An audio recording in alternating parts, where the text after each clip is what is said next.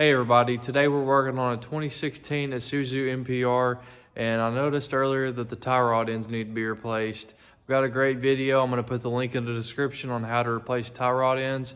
Also, I noticed that the drag link needed to be replaced. This drag link on this truck is a pretty expensive part. It's $305, but I'm going to show you guys how to swap it out yourself. It's pretty simple. It's almost the same procedure as replacing the tie rod ends. We're gonna go underneath the front of the vehicle here on the driver's side, and I'm gonna show you all what you need to get this part out. Let's get started.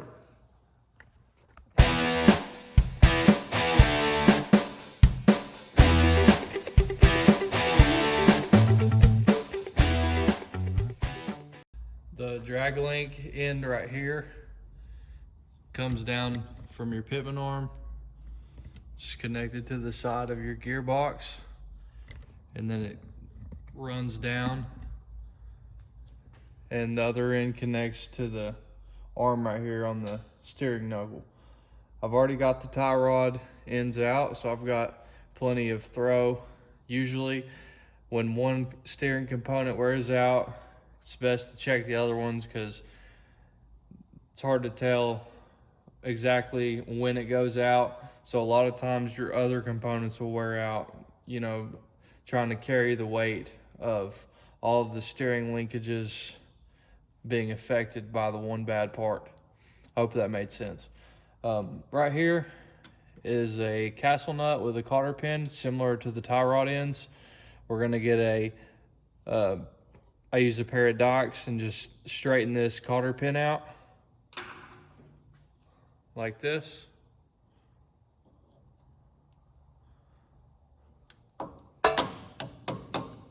And then the castle nut itself, let me adjust this a little bit.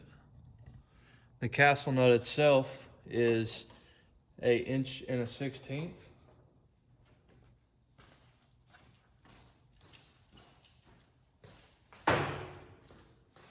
You are gonna need a specialty tool, a tie rod end or pitman arm puller tool. This is the one that I use. I got it at Napa. It's similar to the one that they sell at Harbor Freight, but the one at Harbor Freight, these ears want to pop out whenever you put the puller on there. We'll go ahead and get this first castle nut off.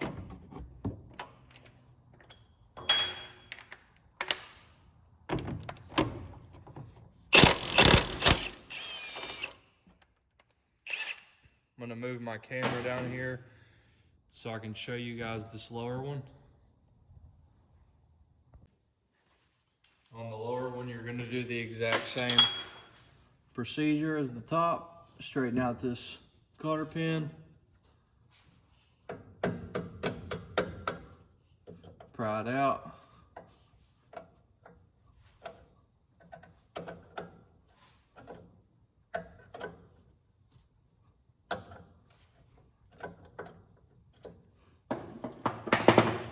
Then we'll buzz this castle nut off.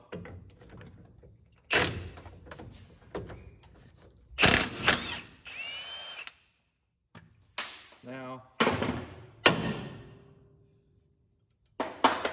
sometimes you get lucky if you heard that popping noise, sometimes you get lucky whenever you take the castle nut off. And that bushing will pop itself free.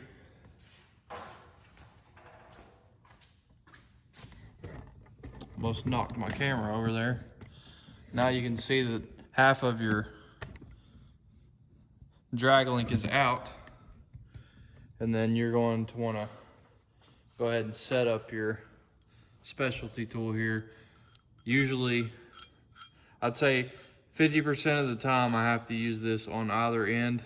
The lower, I've noticed, will pop out on its own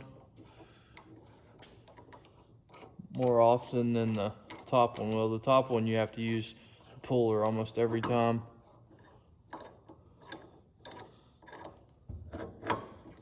I had to move my camera over because a lot of times whenever you drive this puller in, this top end just flies out, and I didn't want it to damage my tripod or camera, but What I have here is my puller set up.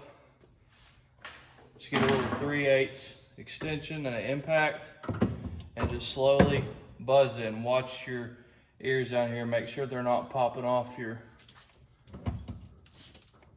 pitman arm.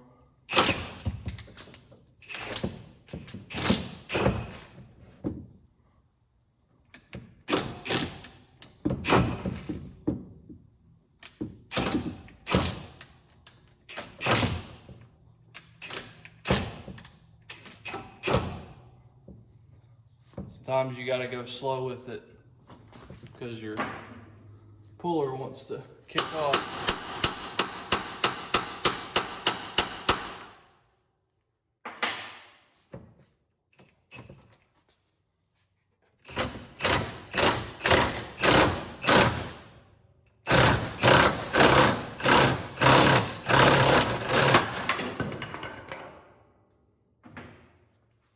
Like I said, it wants to shoot out of there.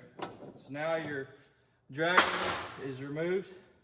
Get your new one, and we'll get it set into place. Installing this new one's really easy. All I do is set my lower one in, and you may have to push up on your pitman arm a little bit, or vice versa. You may have to swing your steering knuckle down a little bit.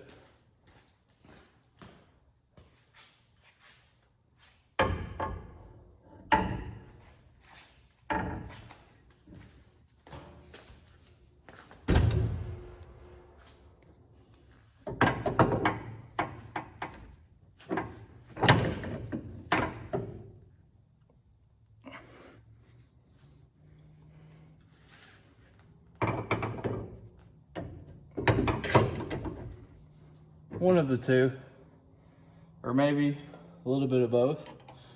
Go ahead and get these castle nuts started. Both ends captured. Then you're gonna torque these down to 123 foot-pounds on both ends. One more little tip I have for you.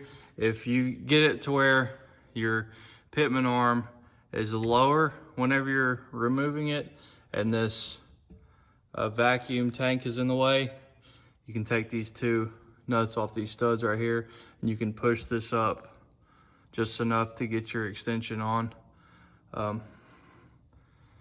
Both ends have been torqued down to 123 foot-pounds. That's what it looks like after it's been installed. If you get to 123 foot-pounds and you can't get your cotter pin in, you can torque it a little bit tighter. You should be really close with that torque spec. I hope that video helped somebody. This truck had 90,000 miles on it, and the tie rod ends and drag link were both needing to be replaced. If yours is anywhere near there, I recommend checking those out. They're real easy to diagnose. Just see if there's any movement with your hand. Whenever you turn those joints back and forth, you shouldn't be able to budge them. That part again was $305, and I'm sure it'll save you quite a bit of labor cost installing that on your own. If you like my videos, hit the subscribe button. If you have any questions, comment down below, and have a great day.